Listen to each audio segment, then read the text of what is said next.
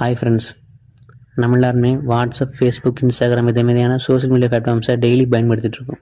எதுக்காக இந்த பிளாட்ஃபார்ம்ஸ்லாம் பயன்படுத்துகிறோம்னா, information gather பண்ணுறதுக்காக, என்டர்டெயின்மெண்ட்டுக்காக, ஏர்ன் பண்ணுறதுக்காக, இன்னும் பல விஷயங்களுக்காக பயன்படுத்திட்டு இருக்கோம். ஆனால் அதெல்லாம் தாண்டி ஒரு கட்டத்தில் இந்த மாதிரி சோஷியல் மீடியா பிளாட்ஃபார்ம்ஸ்க்கு நம்ம எல்லாரும் ரொம்ப அடிக்ட் ஆயிடுறோம். இதே சமயத்தில் கவர்மெண்ட் வந்து இனிமேல் இந்த சோஷியல் மீடியா பிளாட்ஃபார்ம்ஸ்லாம் நம்ம பயன்படுத்தக்கூடாது அப்படிங்கிற சட்டத்தை கொண்டு வந்தால் நம்ம எல்லாரும் என்ன பண்ணுவோம்? இதே மாதிரி தான் நேபாளில் இப்போ ஒரு விஷயம் நடந்திருக்கு. நேபாள் கவர்மெண்ட் என்ன பண்ணியிருக்காங்கன்னா, கிட்டத்தட்ட 26 சோஷியல் மீடியா பிளாட்ஃபார்ம்ஸை பேன் பண்ணியிருக்காங்க. ஆனால் இதெல்லாம் எதிர்த்து மக்கள் எல்லாரும் என்ன பண்ணுறாங்கன்னா, போராட்டம் பண்ண ஆரம்பிச்சிருக்காங்க. இது சாதாரண போராட்டமெல்லாம் இல்லைங்க. கிட்டத்தட்ட ஆயிரக்கணக்கான மக்கள் எல்லாரும் என்ன பண்ணுறாங்கன்னா, கவர்மெண்ட்டோட பில்டிங்ஸ் எல்லாம் முற்றுகையிட்டு போராடிட்டு இருக்காங்க. கிட்டத்தட்ட 19 பேர் இந்த போராட்ட காலத்தில் இறந்து போயிருக்காங்க அப்படிங்கிற தகவல் வந்து வெளியாகிட்டு இருக்கு. இந்த போராட்டத்தில் ஈடுபடுற மக்கள் எல்லாரும் தங்களுக்கு ஒரு நேம் வச்சிருக்காங்க, அதான் ஜென்சி. ஆமாங்க, ஜென்சி அப்படின்னு என்ன சொல்லுவோம்னா, ஜென்சி கிட்ஸையும் சோசியல் மீடியாவும் பிரிக்கவே முடியாது அப்படின்னு சொல்லுவோம். அதே மாதிரிதான் இந்த போராட்டக்காரர்களும் ஜென்சி அப்படிங்கிற பேரை வச்சுக்கிட்டு இந்த சோசியல் மீடியா பேனுக்கு ஆப்போசிட்டா போராடிட்டு இருக்காங்க. கவர்மெண்ட் சைட்ல இருந்து என்ன சொல்றாங்கன்னா, இந்த 26 சோசியல் மீடியா பிளாட்ஃபார்ம்ஸும் கவர்மெண்டோட லாக்கு ஆப்போசிட்டா இருக்கு அப்படின்னு சொல்றாங்க. எப்போ இந்த 26 சோசியல் மீடியா பிளாட்ஃபார்ம்ஸும் கவர்மெண்டோட லாக் கீழே வருதோ அப்போ தான் நாங்க வந்து இந்த இதெல்லாம் எனேபிள் பண்ணுவோம்னு சொல்லியிருக்காங்க. இப்போ ரீசெண்டா 2 ஆப்ஸ் வந்து கவர்மெண்டோட லாக்கு கீழ்ப்படியத்தக்கதாக வடிவமைக்கப்பட்டிருக்கு அப்படின்னு சொல்லி நியூஸ் வந்திருக்கு. அதனால இந்த 2 ஆப்ஸையும் எனேபிள் பண்ணிருக்கும் அப்படின்னு சொல்லி கவர்மெண்ட் தரப்புல சொல்லப்பட்டிருக்கு. என்னதான் இந்த ஆப்ஸ் எல்லாம் பேன் பண்ணாலும் சிலர் என்ன பண்றாங்கன்னா, VPNs மூலமா இந்த சோசியல் மீடியா பிளாட்ஃபார்ம்ஸ் எல்லாம் பயன்படுத்திட்டு இருக்காங்க அப்படின்னு சொல்லிட்டு இருக்காங்க. ஆனா இதுமே கவர்மெண்ட் சொல்ற ரீசன்ஸ் எல்லாம் இந்த போராட்டக்காரர்கள் மறுக்கிறாங்க. ஏன்னா இந்த போராட்டக்காரர்கள் என்ன சொல்றாங்கன்னா, நாங்கெல்லாம் வந்து சோசியல் மீடியா பேன் அப்படிங்கிறதுக்காக மட்டும் நாங்கள் வந்து போராட்டம் பண்ண வரல. கவர்மெண்ட் செய்கிற ஊழல், லஞ்சம் இது மாதிரி விஷயங்கள்லாம் சோசியல் மீடியாவில் நாங்கள் வந்து வெளியிடுறதுனால இதெல்லாம் வந்து தடுக்கிறதுக்காக கவர்மெண்ட் வந்து பேன் பண்ணியிருக்காங்க. இது வந்து எங்களோட சுதந்திரத்தை வந்து அடக்கிற விஷயமா அமையுது. அதனால நாங்கள் இதை வந்து எதிர்த்து போராடுறோம். எப்போ வந்து இந்த நேபாளில் வந்து ஊழல், லஞ்சம் இந்த விஷயங்கள்லாம் ஒழியுதோ அது வரைக்கும் இந்த போராட்டம் தொடரும் அப்படின்னு சொல்லி இந்த நேபாளில் போராடி கொண்டு இருக்கிற ஜென்சி ப்ரொட்டஸ்டர்ஸ் அவங்க தீவிரமா போராடுறத பார்த்துட்டு சிலர் என்ன நினைக்கிறாங்கன்னா, சோசியல் மீடியாவை பேன் பண்ணதுக்காகவா இப்படி போராடுறாங்க அப்படின்னு சொல்லி நினைக்கலாம். ஆனா இதுக்கான காரணம் இது கிடையாது. உண்மையில் நிறைய காரணங்கள் இருக்கு. அதுல காரணம் என்னன்னா, உலகத்திலே ஊழல் மிகுந்த நாடுகள்ல ஒன்றாக நேபாள் வந்து திகழ்றது. இது ஒரு காரணம்.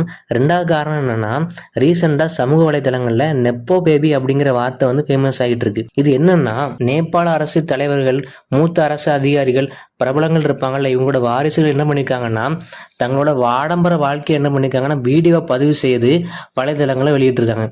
இது மக்கள் மத்தியில கடுமையான எதிர்ப்பையும் விமர்சனத்தையும் வெளிப்படுத்திருக்கு. இது நிமித்தமா தான் எல்லாரும் என்ன பண்ணிருக்காங்கன்னா, நெப்போ பேபி அப்படிங்கிற விஷயத்த வந்து ட்ரெண்ட் ஆகியிருக்காங்க. இதை தடுக்கணும் அப்படின்னு சொல்லி தான் கவர்மெண்ட் என்ன பண்ணியிருக்காங்கன்னா இந்த ஆப்ஸ் எல்லாம் பேன் பண்ணியிருக்காங்க அப்படிங்கிற தகவலும் ஒருவேளை உண்மையா இருக்கலாம். 3வது காரணம் பார்த்தீங்கன்னா, இந்த போராட்டக்காரர்கள் கஷ்டப்பட்டு இப்படி போராடுறதுனால கவர்மெண்டால இந்த போராட்டக்காரர்களை தடுக்கவே முடியல. அதனால கடைசி என்ன பண்ணிட்டாங்கன்னா, இந்த பேன் பண்ண ஆப் எல்லாத்தையுமே என்ன பண்ணிட்டாங்கன்னா எனேபிள் பண்ணிட்டாங்க.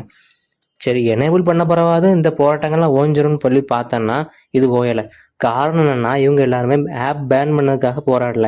இவங்க வந்து ஊழல் ஒழியணும், லஞ்சம் ஒழியணும் இது அப்படிங்கிறதுக்காக மட்டும் போராடினதுனால இந்த போராட்டங்கள் மறுபடியும் தொடர்ந்து கொண்டே இருக்கிறது.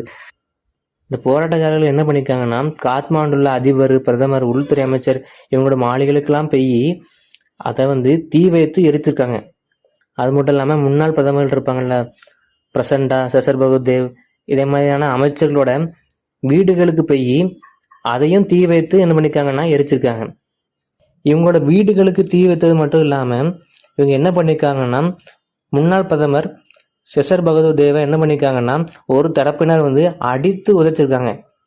இதுல அவர் வந்து பயங்கரமான காயம் அடைந்திருக்காரு. அதுக்கப்புறம் நேபாள அரசோட நிதித்துறை அமைச்சர் இருப்பார்ல, விஷ்ணு பௌடால், அவர் வந்து போராட்டக்காரர்கள் என்ன பண்ணிருக்காங்கன்னா காத்மாண்டோட பிரதான தெருவில் ஓட விட்டு என்ன பண்ணியிருக்காங்கன்னா அடிச்சிருக்காங்க. அடுத்தது பார்த்தீங்கன்னா, நேபாளோட முன்னாள் பிரதமர் சாலநாத் கால் அப்படிங்கிறவர் இருந்திருக்காரு. இவரோட வீட்டுக்கும் போய் போராட்டக்காரர்கள் நிறைய போராட்டங்கள் பண்ணியிருக்காங்க. அதுல இவரோட மனைவி ராஜலட்சுமி எல்லாரும் என்ன பண்ணியிருக்காங்கன்னா உயிரோட தீ வைத்து என்ன பண்ணியிருக்காங்கன்னா எரிச்சிருக்காங்க. அவங்களோட உடல் என்ன இருக்குன்னா ரொம்பவே கருகிய நிலைமையில மருத்துவமனைக்கு போயிருக்கு. ஆனா அந்த மருத்துவமனையில அவங்க உயிரிழந்திருக்காங்க அப்படிங்கிற செய்தி வந்து வெளியாயிருக்கு. அதுக்கப்புறம் பார்த்தீங்கன்னா, நம்ம இந்தியாவிலேருந்து பீகார் மாநிலத்தை சேர்ந்த ஒரு லாரி ஓட்டுநரும் போயிருக்காரு. அவரோட வாகனத்தையும் என்ன பண்ணியிருக்காங்கன்னா எரிச்சிருக்காங்க. அந்த லாரி எரிச்சதுல அவருமே அந்த லாரியோட சேர்ந்து என்ன பண்ணியிருக்காருன்னா அந்த தீக்கு வந்து இரையாயிருக்காரு.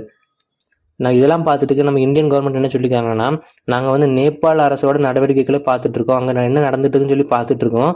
அது மட்டும் இல்லாமல் ஒரு அறிவுரை கூறியிருக்காங்க என்னன்னா, இந்தியாவிலேருந்து இப்போதைக்கு யாரும் நேபாளுக்கு போக வேண்டாம். அது மட்டும் இல்லாமல் நேபாளில் இருக்கிற இந்தியர்களுக்கு ஏதாவது உதவி தேவைப்பட்டா இந்தியாவோட தூதரகத்தை அணுகலாம் அப்படின்னு சொல்லியிருக்காங்க. கடைசியா இவ்வளவுக்குள்ள போராட்டங்கள் தீவிரம் அடைஞ்சதுனால அந்த நாட்டோட பிரதமர் சர்மா ஒலி நேத்து என்ன பண்ணிருக்காங்கன்னா பதவியை ராஜினாமா பண்ணிட்டாரு.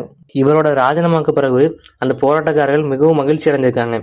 சரி, இப்போ வந்து நேபாளில் வந்து பிரதமர் ராஜினாமா பண்ணினதுனால புதிய பிரதமராக பாலேந்திர ஷா வந்து வரலாம் அப்படிங்கிற ஒரு பேச்சுவார்த்தை அடிபட்டிருக்கு. இந்த பாலேந்திர ஷா அப்படிங்கிறவர் யாருன்னா, நேபாளோட தலைநகரான காத்மாண்டுவை சேர்ந்தவர் தான் இந்த பாலேந்திர ஷா. இவருக்கு வந்து 35 வயசு இருக்கலாம். இவர் வந்து எம்டெக் படிச்சிருக்காரு. ஆரம்பத்தில் இவர் எப்படி இருந்திருக்காருன்னா ஒரு ராப் பாடகராக இருந்திருக்காரு. இவர் என்ன பண்ணிருக்காருன்னா நிறைய ராப் பாடகர் என்ன பண்ணிருக்காருன்னா வெளியிட்டிருக்காரு. பல தொலைக்காட்சி நிகழ்ச்சியில என்ன பண்ணிருக்காருன்னா பங்கேற்றிருக்காரு. இப்படி ஒரு பாடல்கள் மூலமாகவும் நிகழ்ச்சியில பங்கேற்கிறது மூலமாகவும் இளைஞர்கள் மத்தியில மிகவும் பிரபலமாக இருந்திருக்காரு. இதெல்லாம் என்ன பண்றாருன்னா 2022ஆம் ஆண்டுல சுயேட்சையா மேயர் பதவியில நின்று அந்த மேயர் பதவியில வெற்றியும் பெற்று இப்போ வரைக்கும் என்ன பண்ணிருக்காருன்னா மேயரா இருந்துட்டு இருக்காரு. பாலேந்திர ஷா மேயர் ஆனதுக்கு பிறகு அதிகமா நேபாள பிரதமருக்கும் பாலேந்திர ஷாவுக்கும் அடிக்கடி மோதல் ஏற்பட்டு கொண்டே இருந்திருக்கு. போன வருஷம் பார்த்தீங்கன்னா காத்மாண்டுல வேலை செய்கிற ஊழியருக்கு கிட்டத்தட்ட 4 மாசங்களா ஊதியம் தரப்படல.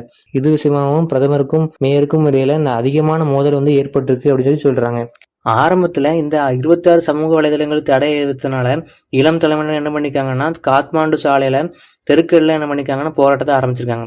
என்னதான் அவங்க கவர்மெண்ட் எதிர்த்து போராடினாலும் இந்த போராட்டத்துக்கு அதிகமான ஆதரவு தந்தது யாருன்னா மேயர் பாலேந்திர ஷா தான். இதனால மேயர் பாலேந்திர ஷா மேல எல்லாருக்குமே ஒரு நல்ல ஒரு அபிப்பிராயம் ஏற்பட்டிருக்கு. அதனால வரும் நாட்கள்ல மேயர் பாலேந்திர ஷா வந்து நேபாளில் பிரதமராக வர வாய்ப்பு இருக்கு அப்படின்னு சொல்லி எல்லாரும் எதிர்பார்த்துட்டு இருக்காங்க.